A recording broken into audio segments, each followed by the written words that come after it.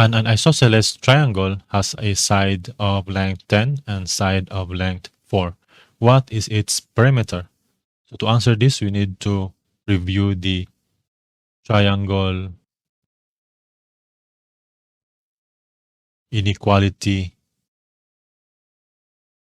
that the sides or the sum of the two sides of the triangle should be greater than to the other side.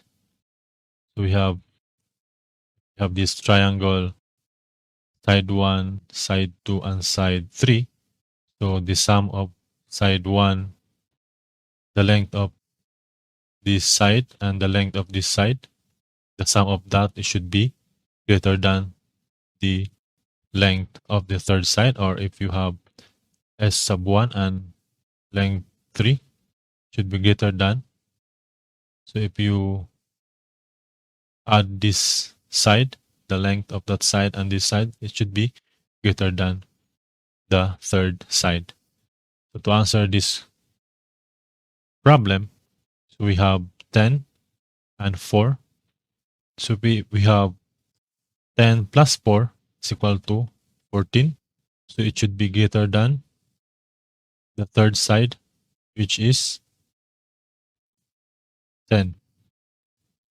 So meaning, if it is 10, so the base should be 4, and this is 10 because it is an isosceles triangle.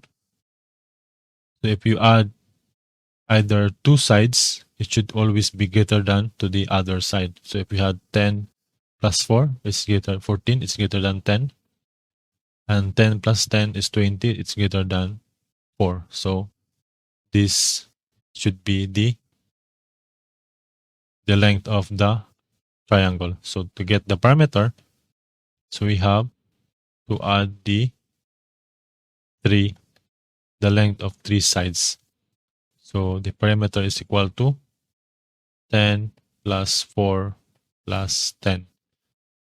This gives us perimeter of 24.